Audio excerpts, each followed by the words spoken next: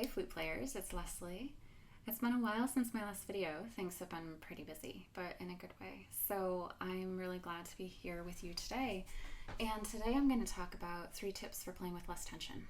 And this came about because on my last video, 3 tips for changing octaves, Arthur had commented and I was commenting back, and we were just kind of discussing if you play with a tuck in your embouchure, an asymmetrical embouchure, and one side goes up farther than the other, are you playing with tension? The answer is not always, but it got me thinking that this whole concept of learning to play with less tension is a really good one for flute players, especially since we spend so much of our lives wrapped around this instrument in a very asymmetric way. It's good to just kind of get a sense of how can I do that without harboring too much stress and tension in my body. When you do that, it also leads to greater tone quality and control and intonation, greater technical facility. You're able to enjoy it more. You can flow with the music more when you're not always in this ball of nervous energy or tension. So we're going to talk about how to dissipate that today. We're also going to notice as we go through these 3 tips that playing flute without tension is a real paradox, and there are certain parts of our body we want to make sure are super relaxed and just going with the flow, and then other parts do need to be relatively engaged. And so learning how to walk that line between this part is super engaged and this part is very relaxed is an interesting one. So the 3 tips we'll talk about today, some of which I've written about in my book, some of which are new to the public. The first one is posture and hands, shoulders, everything that goes into posture. The second one is learning how to check if your embouchure is a product of tension or if everything's working as it should. And then the third is breathing and what to do with your throat to kind of make sure you're not creating tension in just this very basic thing we need to do as flute players, which is breathing. So number 1, posture. If you're following along in my book, Playing Outside the Lines, posture is in chapter 1, so you can always read through that and get some ideas as well. But when we're playing flute, especially if we spend our lives in front of computers, it's really easy to hunch. Goodness sake, I'm hunching right now. I'm leaning and I'm hunching. That's not great when you're playing flute. If you do this, you dump your weight forward and you dump a lot of weight into your hands. And when you do that, your hands suddenly become the primary support points for your flute. And that's not really what we want. We want our primary support point to be kind of our back and our shoulders. And if we do this, we have to squeeze more. You'll notice a lot of tension. You might notice this stretch here that I get a lot of comments from flute players about. It feels more uncomfortable. If we're sitting up straight, you shouldn't have to squeeze your flute. If your fingers are placed accurately, you're supporting your flute with your back, you shouldn't have to squeeze. If you're squeezing, it's much harder to play with really good technique. So how do you sit up straight? That sounds like a really basic question, like you learned it in 1st grade, right? Sit up straight at your desk. I'm going to go over just a few things that I think are really helpful rather than just going hup. So to sit up straight, let's think first about our back. You want to shrug your shoulders up and then move them backwards. And then you're going to awkwardly hold that posture for about 5 seconds. Cool. And then you'll release. Now you should feel strips of muscle between your shoulder blades along either side of your vertebra that suddenly feel kind of warm and engaged. Those are what you want to use. You want to use those to kind of gently keep yourself sitting upright and keep your shoulders engaged and kind of pulled back. And you'll notice if you lift your flute, when you do that, there's a lot less weight on your hands. If you do this, suddenly all this weight is tipped forward onto this finger joint, the MCP. If you do this, suddenly it's not. So that's one thing that I would recommend. The other part of that though, and here we're talking about the paradox, we're holding ourselves upright, but then we want to make sure our pelvis isn't also really actively engaged, okay? So we want our shoulder blades to be reasonably engaged, but we want to make sure that we don't go and do this 1st grader thing, right? Because if we do this, try that, and you're sitting up straight, suddenly my stomach is extremely stressed out and engaged, but not in a good way. And when we're breathing, we want our stomach to be engaged, but we want it to be very elastic. We want it to be very just able to flow. We want it to be relaxed and open. And one way we can facilitate that is by how we tip our pelvis. I brought props. This is very exciting. This is my Breton bowl. Your pelvis is a bowl. Think of the Leslie as your belly button. When you sit up straight, your pelvis kind of does this. So if you try that sitting up straight, like the first grader, you'll notice your pelvis tips forward and you have kind of this exaggerated curve in your lower back. You're kind of curving forward. You're hyperextending your lower back forward. So what you want to do is tip your pelvis. Here's your belly button. Tip it back a little bit while sitting up straight. You could see me just do this. And now I'm tipping my pelvis back a little bit. And suddenly I'm sitting up straight, but my pelvis is interestingly relaxed and my stomach follows suit. So if I do that, you can take a big breath in. Suddenly you can breathe really nicely and it feels great. And also you are sitting up straight and your back supporting your flute. So let's go through those steps one more time. So you're going to roll shoulders back together, not yanking them together, but enough to sit up straight. And then you're going to rock your pelvis back just slightly. So you're going to think of tipping your belly button back a little bit towards you, or your hip bones, think of like pointing them up towards the ceiling. You're just going to roll back, and then you can take a big leisurely breath and play whatever note you like, and you'll notice there's not very much tension in your hands, and you took a beautiful breath. So that's posture. The second thing we're going to talk about is how to tell if there's tension in your embouchure that might not be there in a good way. And I just want to preface this by saying everybody's embouchure is different. Embouchure is the shape we make with our mouth when we're playing. Everybody's mouths are different, so we all have different ideas about how to do this. There are very different schools of thought about embouchure formation. Some people advocate for more rigid, kind of static embouchures. I'm not one of those people. I am more let's be very flexible kind of embouchure, and you can probably see that when I'm playing, it moves quite a lot. And my video, 3 Tips for Changing Octaves, discusses how that can be beneficial. So what you can do to kind of check if your embouchure is flexible, if you're in the flexible camp, and this also helps to kind of alleviate tension, is you want to make sure that the tension in your embouchure is just here. You don't want it to be here. You don't want it to be in your jaw. You don't want it to be in your throat. You don't want it in your ears. I've actually seen people play and lift their ears. You want it to be just here, okay?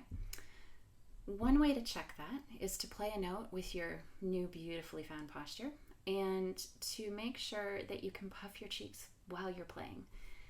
Okay, so we're gonna shoulders up and back, pelvis tipped this way, and then play a note. Let's do a B.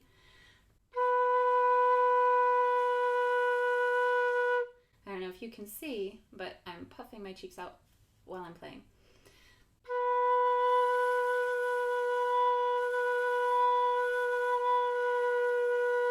Okay, you'll notice the sound wobble just a little, but the reason for that is I'm puffing to check that I'm not clamping with the corners of my mouth.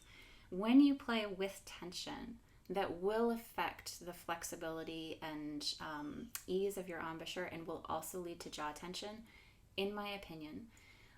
That is when you're clamping with your corners that leads to all of those things, all of those tensions that can percolate outwards and manifest here and even down into your neck and shoulders. If you are able to play and sustain a note with just the power of the muscles here and puff your cheeks, that means your corners aren't overly clenched and aren't too engaged. So you can experiment with that.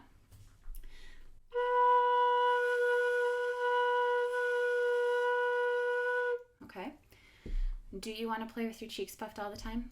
No, it's not necessary. Do you want to do it to check that these aren't overly clamped down and engaged? Yes, it can be a good thing to just kind of keep an eye on. And often when I'm warming up, I'll just puff to make sure I'm not, doing something here that's not something I want to be doing. Okay, cool. So then the third thing, when I talk about breathing, and in my video, 3 Tips for Playing Low D, about 10 minutes in, I talk about breathing in well and propelling air with the abdomen. Breathing in well is what we want to talk about here.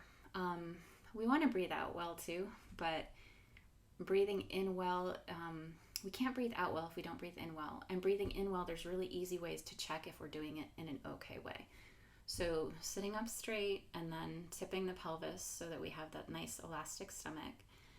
you want to make sure you're breathing in with a deep sound. And what I mean by that is when you breathe in and you do that, you can actually see all the muscles in my throat kind of freak out. That's a really tense breath. And if you do this, the shoulders are really tense. I can even feel tension up in my ears. I'm really not into it. But if you breathe in with a low pitched sound, it's a lot less tense. And this is where we have that paradox in flute playing again, don't we? Because you do need some tension when you're breathing in, but you don't want it to be here. Okay, so we want that kind of low note. A good way to check that while you're playing is with the finger breath. And so if you put this knuckle here against your mouth, it gives you automatic, immediate auditory feedback, okay? If you're breathing in with a tight throat, it'll sound like that. I have to expel my air to keep talking.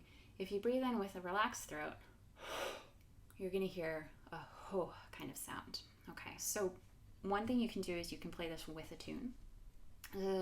Let's play Eagle's Whistle.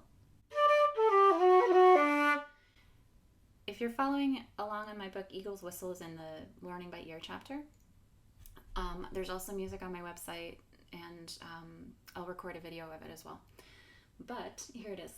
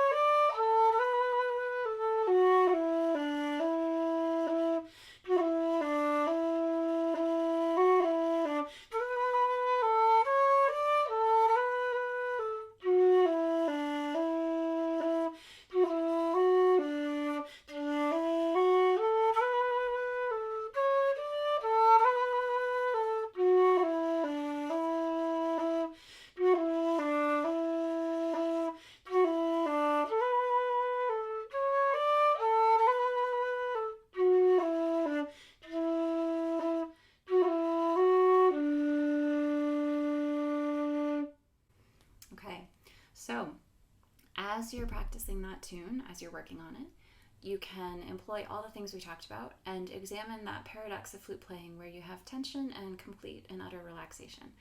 So, places where you want tension between your shoulder blades, holding yourself upright. You want tension here, directing your embouchure and forming your embouchure. And you want a little bit of tension just in your stomach muscles expanding outwards. A very elastic stomach, but you will feel a little bit of, just the muscles working to help you breathe. Where you want to feel relaxation, paradoxically, in your stomach. When you're sitting up straight, you want to make sure your stomach is nice and elastic to help yourself breathe. And you can do that by tilting your pelvis. You want to make sure that you have a lot of relaxation in your cheeks, and you can check that by puffing.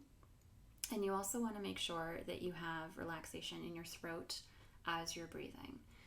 So, sitting up straight, tipping pelvis, making sure that that feels good. You can take this tune and just play the first note, which is F sharp, and puff. Cool. So we're sitting up straight, step 1, tip 1. We puffed, step 2, tip 2.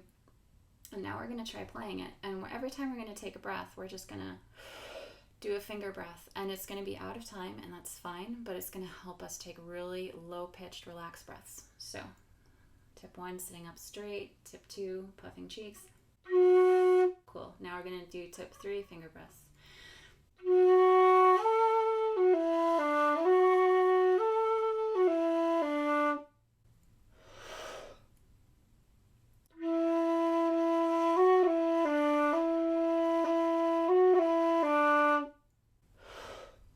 You can go through the whole thing. And if you're ever worried at some point, is there too much tension? Just check where your shoulders are, tip your pelvis, make sure it's tipped, and you can also puff.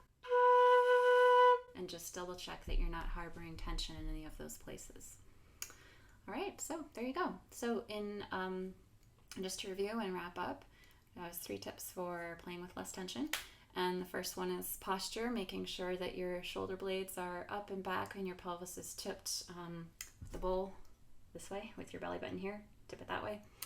You want to make sure that you can puff your cheeks when you're playing to make sure this is engaged, but these are not clamped and creating tension.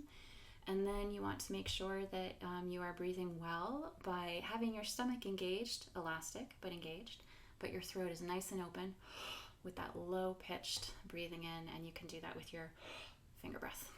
Cool. I think that's everything. So if you have any questions, you let me know, and I'll talk to you all soon. Thanks for tuning in.